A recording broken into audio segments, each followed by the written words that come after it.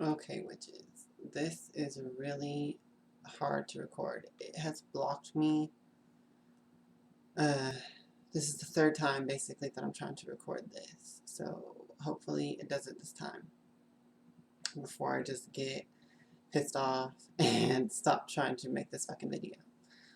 Or I'll just switch to my other camera if it messes up again. But basically, I'm trying to make this video about the Hatman, okay? Hatman,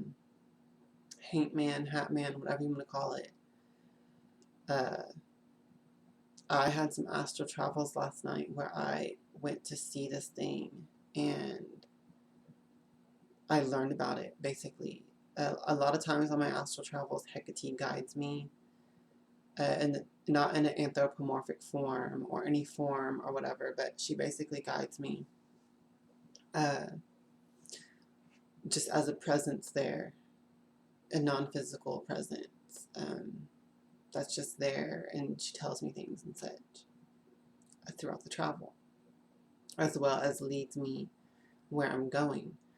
So last night I had this travel where I went into this door in the ground. Like, just imagine a house to your door or a bedroom door or something, and it opens directly on the ground and you go down into it. I went into this place like that, and there was all these different rooms down there, and like it kept going further and further down in different levels and stuff. And it was like that movie Cube to Hypercube, if you've ever seen that, where each room had different gravity and stuff like that. And like it was just really bizarre. But basically there was meat hooks and troughs full of blood and all of this sick, like gory stuff in all these different rooms, and it was getting worse and worse as I kept going. To the point to where finally at the very last room that I got to, I went in and the Hat Man was standing in there, and he was on the opposite side of the room, standing at a table facing the opposite way from me, and he was messing with knives or something on the table. And when I came in there, oh, excuse me, y'all. When I came in there, I didn't know what to expect, because usually when I astral travel and such, a lot of times the other people or things that I encountered don't see me, or they don't even feel my presence or anything. But sorry, my eye is itching. But basically, I didn't expect him to be aware of me. So whenever I get in there and I see him or whatever, then he turns around and he looks right at me. And usually, y'all, when I've ever seen the Hat Man, like in the sleep paralysis state, where he's in my bedroom and stuff, I see just like, it's like a silhouette and that's it. There's no, or it's like a shadow wearing clothes. Like you can't see any detail. In the astral travel, when I saw him last night, I did see detail of like 3D detail. Like his skin looked charcoal black, and the eyes were all black too. That's basically the only detail that I saw. But yeah, that's how he looked.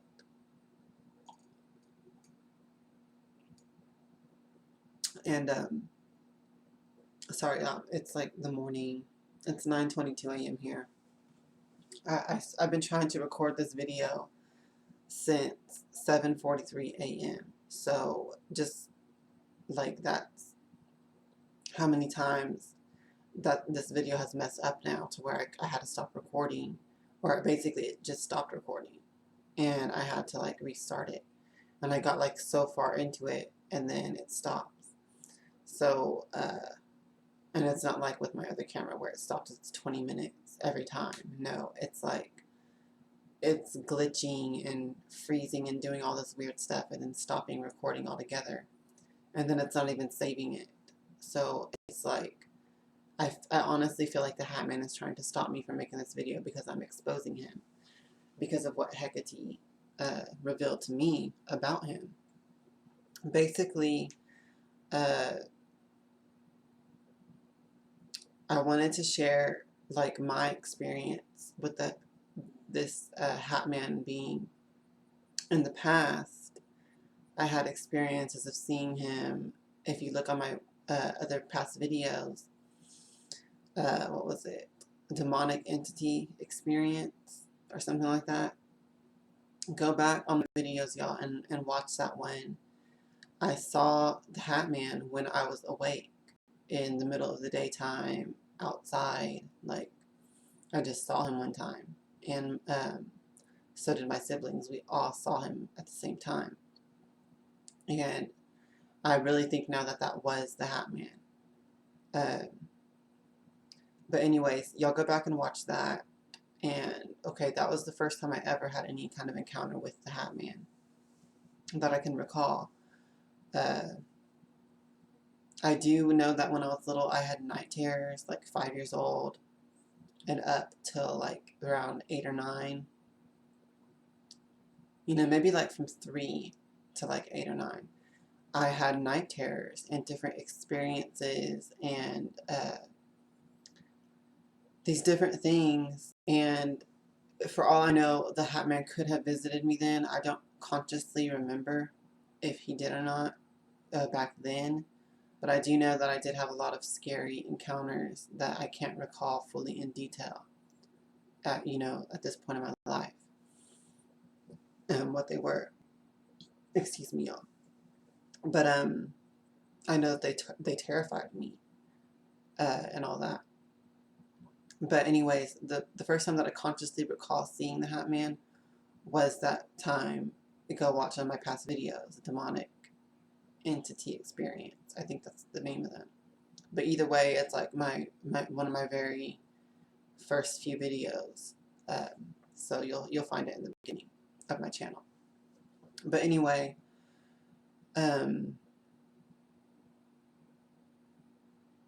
okay, then from there, I ended up visiting with the Hatman when I went through my dark phase of magic. So this was right when I got out of high school, around 2009, 2010, somewhere around there. I was really into like black magic and dark magic, not just for the sake of it, but it was because I was into getting revenge on people who had really wronged me. So for that reason, I was really, really into dark magic and black magic and stuff. Well, during that time, I really learned how to astral project consciously back then and do dream work and stuff. That was like one of the main things I was into at that time in my life, was doing dream magic and astral projection and stuff like that. So I did master it in that time period, like 2009, 2010. I ended up actually getting to the point to where I could consciously, on purpose, astral project every single night, and I was doing it constantly. On one of these experiences, astral projecting, on a few of them, I would meet this like man that would be dressed all in black, and he didn't wear a hat then, but I still do think it's the Hatman, and I'm going to tell you why in a minute as we get further into this. But at the time, I did not realize that this was the Hatman, okay? I thought he was just some being. Actually, when I woke up from the specific astral travel I'm about to share with y'all that I had back then in 2009, 2010, I just called him a demon, okay? Just because he never told me he was a demon or anything, but that's just what I called him, just because that's what I felt. Well, now, all these years later, 2015, I'm putting the pieces together, and I'm like, okay, that was the Hatman the whole time. Like I said, how he appears to you when you're in the sleep paralysis state with the hat and all that, and he just looks like a silhouette. That's just one way he can look, okay? And that's in the sleep paralysis state. When you actually astral travel to him, or see him in these dreams or astral travels or whatever, he has other forms, y'all, that he can take on. Okay, so back in 2009, 2010, I went on this astral travel where I astral projected into my own bedroom. You know, I looked over at the bed and I did not see myself sleeping there, which was kind of weird, because usually when I would astral project just into my room, I would always see myself sleeping.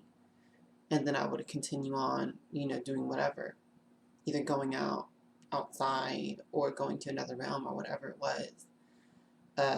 That's how it would usually begin.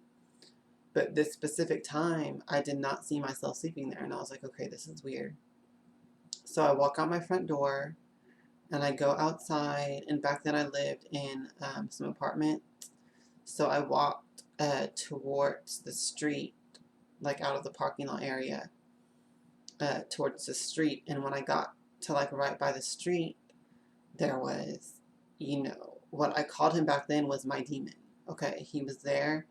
He was wearing an all black suit, and he looked human, but he was wearing all black, and he had this supernatural quality to him to where you could just tell he was not a human, even though he took that form. So I saw him there, and I was just like, oh, there's my demon. I better walk over there to him and, you know, see where he's going to guide me this time. So I get there to the street, and he's like, okay, well, where we're going this time, you cannot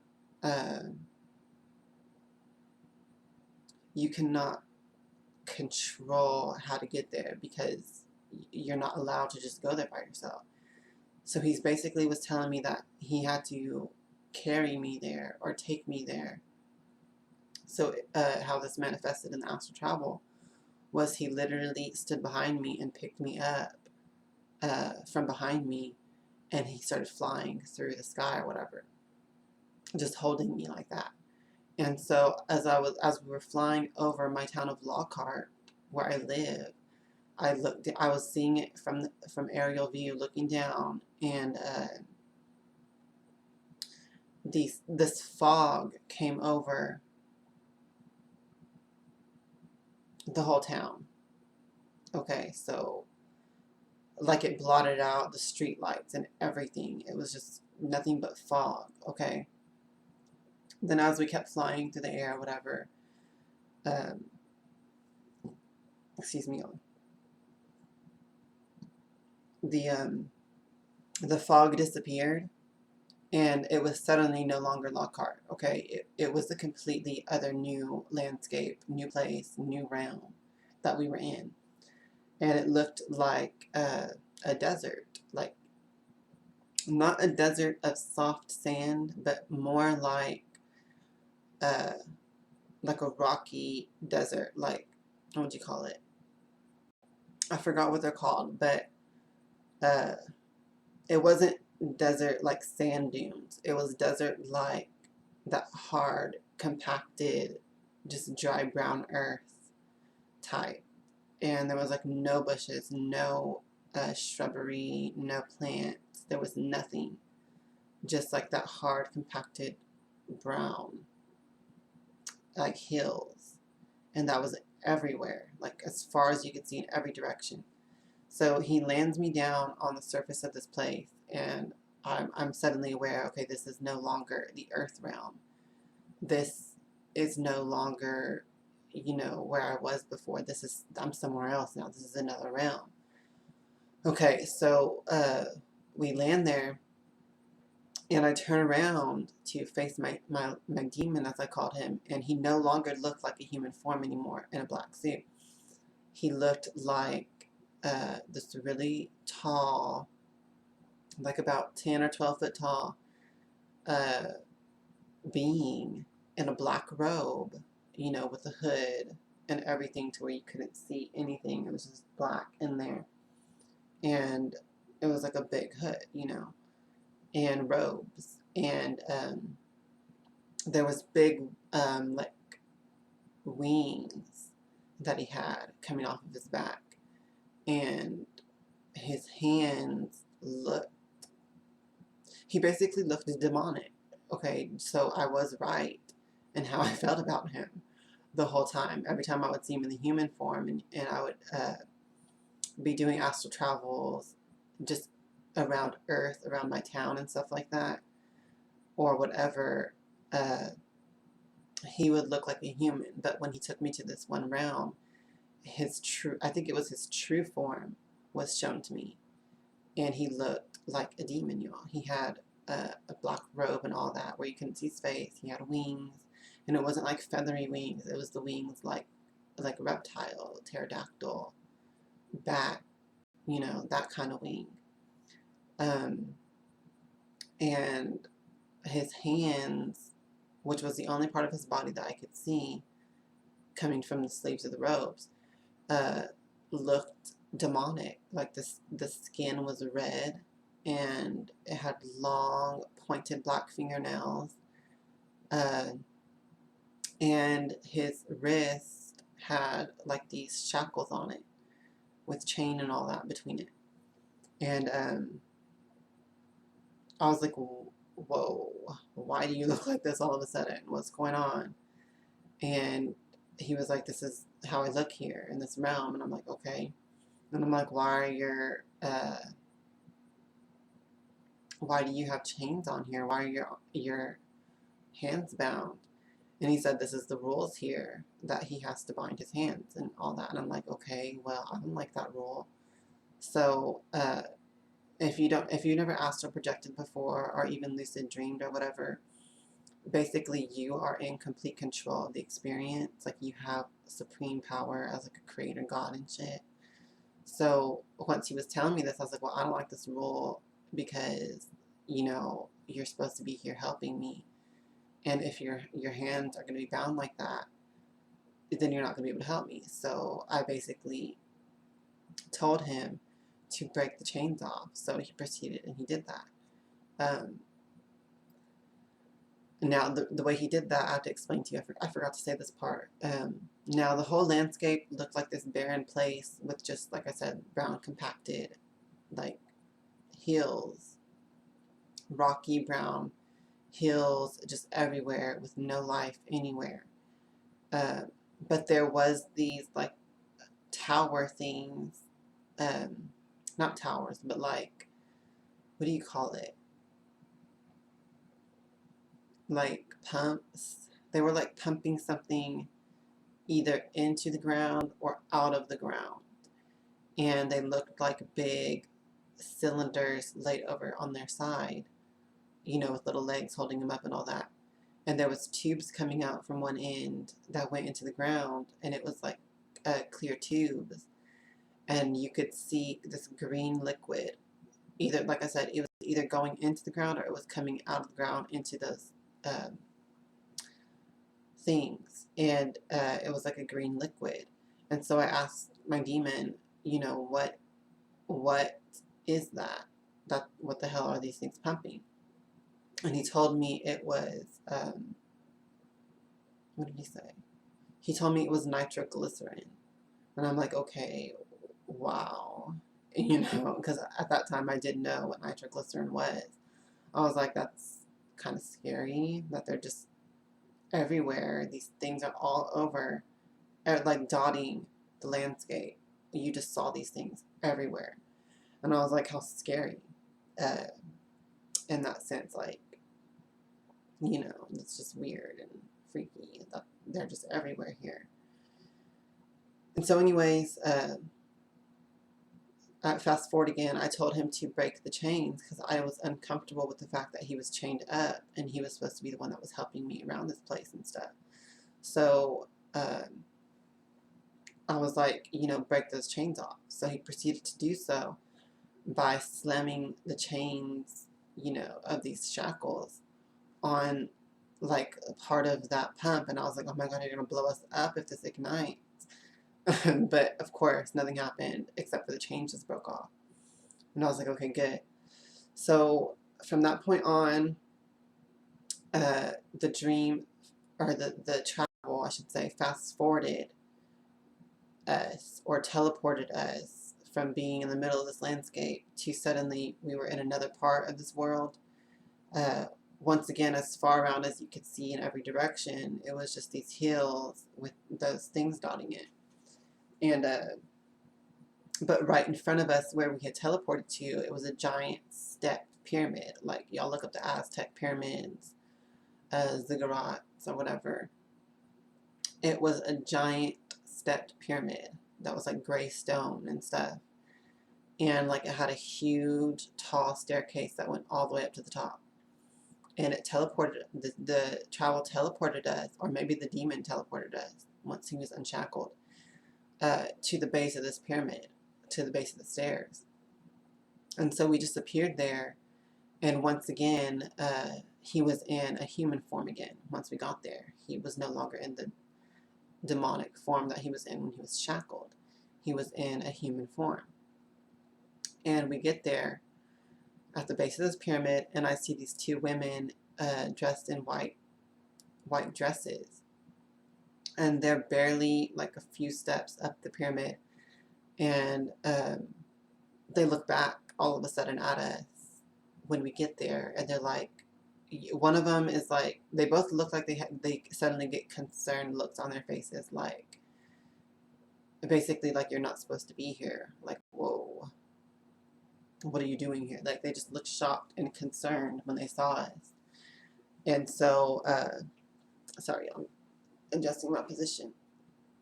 So they look back at us like that. Okay, one of the women stays on the stairs, and the other one comes down, and she's like, what are you doing here? All like intense and like, aggressively. She's like, what are you doing here? And I thought about it for like a split second in my mind, and I'm like, well, wherever I'm at, it's a demonic realm, first of all.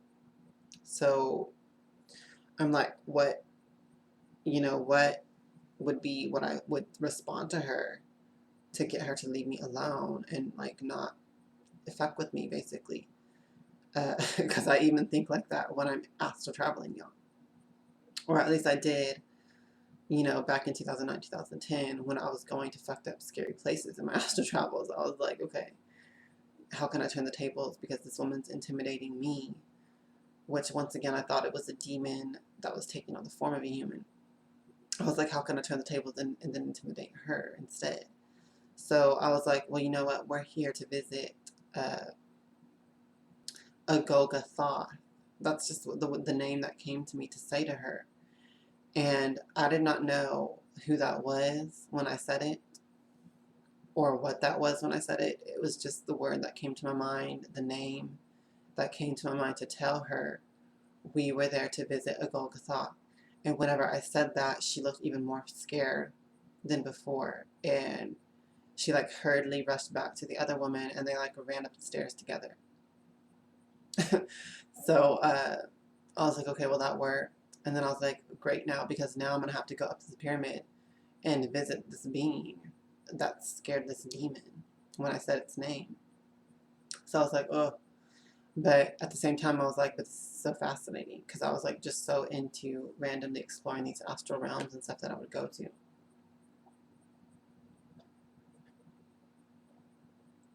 So my demon is walking behind me.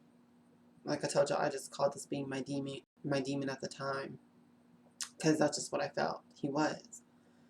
So we go up those stairs, we get to the very top, and at the top of this giant pyramid, there is like a flat top, and there's different structures up there, like little rooms and buildings up there at the top.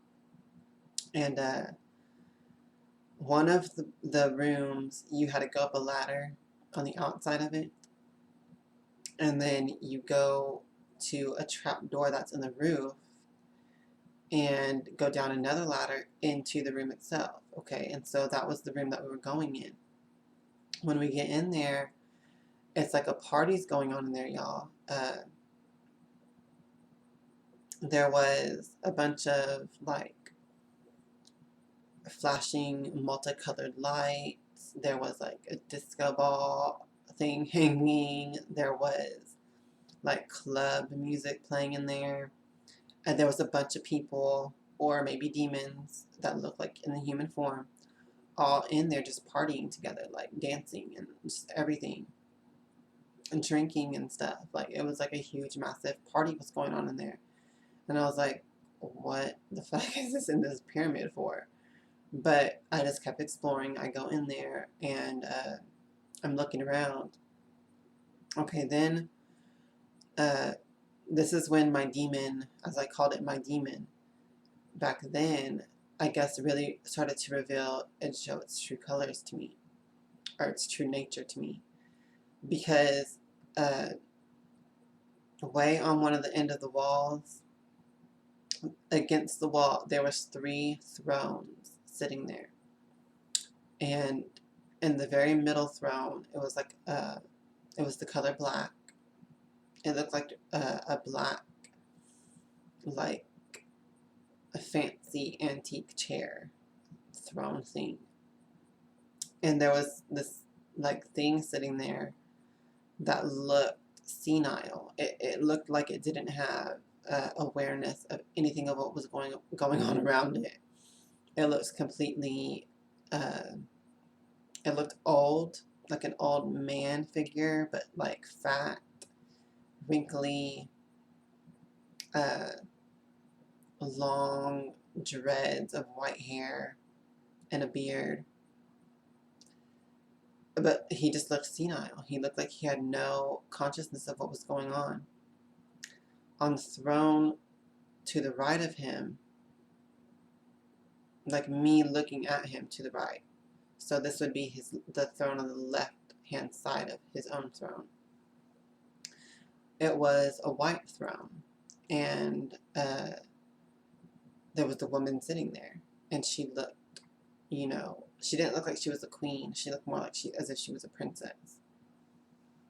Okay, then on the left side, me looking to the left or whatever.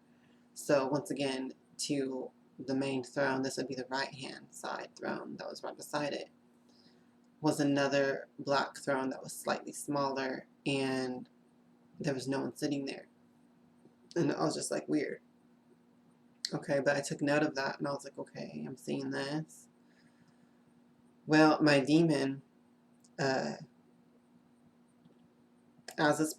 the midst of all this party and everything that's going on, my demon goes to the throne where that senile being is sitting on, and he like gestures with his hand towards it, and a huge black book comes floating out from underneath the main throne of that senile being. And it's like a huge black book, y'all, like huge, and like not anything that anyone would have as a book. It was like a giant book, and it comes floating out from underneath that main throne, and it floats right directly to me, and then opens up like some random part in the book. It opens, and it's just there on the page or whatever, and the demon's like, sign your name in here, write your name in here. And he didn't really explain why or for what reason or anything. He's just like, write your name in here. And I'm like, I consider it. And as I'm thinking of it, whatever, he changes form again to like the tall, robed being with the wings and the long, black pointy fingernails. And he like pricks, not like pricks me, but like he does like this really fast. And when he did that, he sliced my forehead open, y'all, and to where it was bleeding. And he was like, use that blood to write your name in this book. And I'm just like, this is really bizarre from anything that I've ever encountered with you before. This is just what I'm thinking during this. And I'm like, okay, I'm not going to do this, because it just seems too weird and you're not explaining anything. So I was like, no, I'm not going to sign this. I'm not going to sign my name in this uh, because I don't know what it's for. But I feel like you're tricking me. I feel like if I write my name in here, it's some kind of a betrayal to the person that was on that main throne. So I was like, no, I'm not doing it. And immediately once I said no, the book slammed shut, and it like really quickly went back underneath that throne. Then my demon, as I had been calling him, from all the other travels up to this point, turned on me, and he like telekinetically flung me across the room, like hitting the walls and shit. All the music and everything in there just stopped. All of the party, all of the people just stopped, and they were just watching and witnessing this. He telekinetically flung me across the room, back and forth to the different walls a few times, and then up to where I hit the ladder that led up to that trap door that I came in, until all the way to where he flung me out through the trap door itself, out from the roof, out of the whole fucking thing. And from there, it basically just ended the astral travel, and I just woke up, and I was like, that was fucking weird. And so I wrote all of this down back when it happened, and like I said, that was like 2009, 2010. And I didn't know anything more about that. I just knew that that's what happened to me, and I wrote it all down so I would not forget any of the details. So fast forward now in time to like I want to say around 2012, 2013, somewhere around there. No, it had to have been like 2012. Yeah, 2012. And I got this book called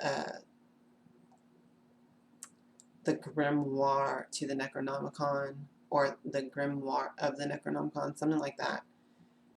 Y'all can look it up and find it online. But I was just shopping for books or whatever, randomly, totally disconnected from any of this past experience in 2009. I mean, by this point, my spiritual practices had already changed. I had already started working with Hekate and all this by this point. But that book just appealed to me when I saw it on the bookshelf, and I'm like, I'm going to buy this. So I just did. And when I was reading it, I got to a certain part, and I just like had one of those moments where I was like, oh my God, this is what I experienced. And in that book, it describes about the being named Nyarlathotep, and how it tries to get you to betray the creator God that rules the universe, whose name is Azak Thoth, by signing your name in this book and vowing to serve him, Nyarlathotep, instead of Azak Thoth. So I was like, this is very weird. Okay, and I still have never found out what the name Agolgathoth means, but that's what I did say. But it was still really weird that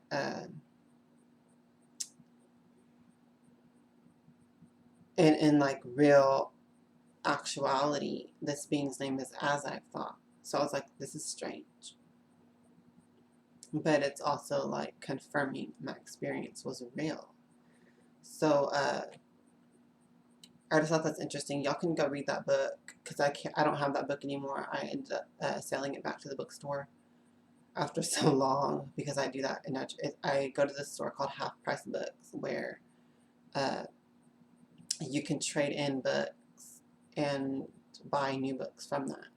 So I do that a lot instead of keeping my books all the time. It depends. Like, I'll only keep certain books.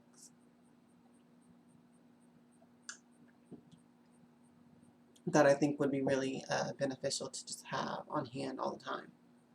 But most of the time, after I read a book and have it for so long, I'll just go trade it into that bookstore and get new books with that. So that was one of the books I traded in, but y'all can go get it and read that. And basically it tells the story of Azag-Tha, how he was the creator and ruler of the universe until actually his right hand other god, Nyarlathotep, defiles his daughter, and which basically means that Nyarlathotep rapes his daughter, and it drove him insane to witness the pain that his daughter was in. And then so during that time to now, the creator, Azag-Tha, has just been insane the whole time after witnessing that. And Nyarlathotep took over in his place. But that Nyarlathotep knows that eventually Azag-Tha will come back out of that insanity and will punish him for not only for raping his daughter, but also for basically ruling in his stead in the wrong way, and converting all these people to worship him and to serve him. So it basically says all that in there, and I was just like, oh my god, well, I'm really glad I did not sign this fucking book, as it turns out. So I just thought that was really interesting to share, that this happened in 2009, 2010, somewhere in that time period. And then in 2012 was when I actually had that whole experience affirmed or confirmed by reading this book. And it explains, about that in it. So let me tell y'all why now I realized that was the Hatman is the same being as Nyarlathotep. First of all, it was because Hekate told me. But secondly, here's the evidence part to all of this. If you look up Tituba from Ceylon and all of that, you're going to find out that in her confessions or whatever, she says that when she was, in that state between sleep and awake, when she was in the sleep paralysis state, she encountered one like a dark man or something like that, or one like a dark man, and he was wearing all black. You can look that up on Google or whatever. Just look up Tituba's confessions, or just like type in Tituba, one like a dark man or something like that, in quotes, and you'll find out about that. But basically, it was the Hatman. It was Nyarlathotep. It was this being who comes to people and tries to get them to come with him and to join to his cause and to worship him, basically, or to serve him. And he will give you like all of this knowledge, all this occult knowledge and power and different things like that. But in the end, it's because you're giving your soul to him. So I thought that was really interesting. Now, in the astral travel that I had last night, Hekate took me to see the Hatman, and she was telling me that he was the Nyarlathotep figure, that he's a dark initiator. He's like an anti-spirit guide, okay? Your spirit guides will always guide you to do what's right for your highest destiny and all of that. But this Hatman Nyarlathotep character will also guide you, but he'll guide you to basically the destruction of your soul, because in the end you're sacrificing it to him. You're giving it up to him. But he does teach you. He will teach you secrets of power. He will teach you all of this stuff. But the price is your soul. So you know, he's an evil being. He's there because he wants to eat your soul, basically. He does not just keep your soul, he actually eats it. He feeds on it. Um, so basically, your immortal soul will stop existing if you offer it to him. You will exist for your lifetime, but once you die, you're supposed to, you know, go to the afterlife, but he will eat your soul and then you will not exist anymore, not even spiritually. So basically that's the whole thing with him. And so that's why in this astral travel, last night whenever I was going through these different realms, these different rooms, I mean, excuse me, y'all. When I was going into these different realms with the door that opened into the ground, it was like a butcher house. There was meat hooks everywhere. There was like troughs of blood, like meaty blood and all this shit. It's because in that realm where he lives, or in that realm where I visited him last night, he was eating the souls of the people that basically offered their souls to him. He eats it. So, you know, I intruded on his slaughterhouse, so to speak, because he took me there. And I saw him, you know, there at a table cutting up his meats and shit. And he turned around and saw me there. And I fucking ran away because I was like, fuck this. Even if I was just visiting astrally, you know, just fuck that. So I ran away. I was like, no. But yeah, I saw that she explained to me on the way there everything about him and what he is and such. And yeah, I thought I would share all that with you guys while it was all fresh in my mind. Like I said, this is the third time I'm recording this. Starting to try to record this at 7:43. It's now 10 a.m. So the first few times I recorded all this, I got like 15 minutes in or 20 minutes in, you know, on either one, and it stopped recording and it was like glitching and shit. So I really think that he was trying to stop me from getting this message out there to y'all. But in case you ever wanted to know who the Hatman is, now you know who he really is. It's like a big mystery to people when they're experiencing him in sleep paralysis and stuff. You know, who is this being? What is he? Everyone feels a demonic force when he comes to visit. Now you might grow used to it. If it happens a lot, you might stop being scared when you see him. But everyone, when they first initially see him, or the first few times, there is an aura of dread and of fear when he comes near you. And now you know why. It's because he wants to literally eat your soul. By tricking you into giving it to him, by offering you these secrets of power and shit. A lot of times he will tell you, come with me. Or you'll get the vibe that he wants you to go with him somewhere. So, when I was in my dark phase in 2009, 2010, I, for some reason or whatever, trusted him. And to where I was calling him my demon and stuff. And I thought that he was some kind of a tutelary spirit that was going to be teaching me stuff. But in the end, it turned out that he wanted my soul in return for all of that. So I was like, you know, fuck you, fuck this. I'm not giving my soul to anyone, you know. I stopped being Christian because I did not want to give my soul to any god or any being. I wanted to own myself. So that's why I became a witch. You know, consciously, other than just being a natural witch. I consciously chose the path of witchcraft over any religion because I wanted to possess and own my own soul eternally. So,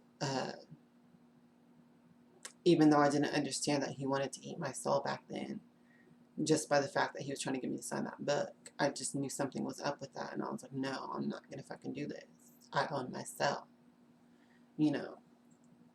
So I just thought I would share all this with you guys, let you guys know, you know, this was my experiences with the Hatman, with Nyarlathotep, uh, with the Hatman, whatever name you want to call him by, you know, or if you want to call him the Christian devil, you know, uh, that the same being that Tituba saw in Salem. Which once again, if you do your own research about that, you will find that those little girls who started the whole paranoia and all of that, what was it that happened to them that caused everything? They went into these weird fits in their sleep, okay? They were laying down, sleeping, and suddenly they would like flip out and stuff. And then they would be unresponsive. That very much sounds like night terrors. Because I remember whenever I was little and I had night terrors, it would just happen to me and I would be crying and freaking out and no one could get through to me during it. Because I wasn't fully there in the physical realm when it was happening. I was perceiving and experiencing these spiritual realms at the same time that I was perceiving the physical realm. So I would remember that they're trying to snap me out of it. I would remember hearing their voices, like my mom or my family, whoever it was, or my dad, or whoever it was at the time, would be trying to wake me up. I would hear their voice, I would see them, but at the same time, I would be hearing and seeing and perceiving all this fucked up spiritual shit, you know, mixed together. So it sounds very much to me like these little girls in Salem, when all this began, they were experiencing this. And it started with Tituba experiencing it first. So the Hatman is a real being that exists, whether or not, you know, anyone's in sleep paralysis. He's just there. He's a spirit, okay? He exists somewhere. He exists right here, right now. Just non-physically, like I told y'all with all spirits. They're non-physical beings, but they exist in the same time and space that we exist in. So it makes perfect sense to me that multiple people would be being fucked with by him at the same time in the same area, and stuff like that.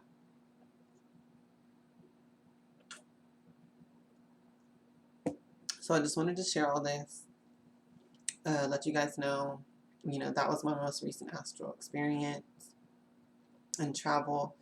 And also too, when I woke up from this astral travel last night, I was like in this state in between being awake and asleep, and I saw him in my room, the Hatman. He was like standing in the corner over here and just standing there. He didn't try to come close to me or anything, but he was just standing there. And I assumed, okay, he must have followed me back from this astral travel. Or, you know, I astral traveled, I was aware of him, now he's going to start paying attention to me again and trying to mess with me again. So when I saw him, I didn't get scared, because by now I know not to be scared of him anymore. And so I was just like, you know, oh, it's you, you know, go away. And he did, he left. And then I just fully woke up. So, yeah, I just wanted to share this with you guys. All right. Hail to the witches and blessed be. I'll be back with more videos soon.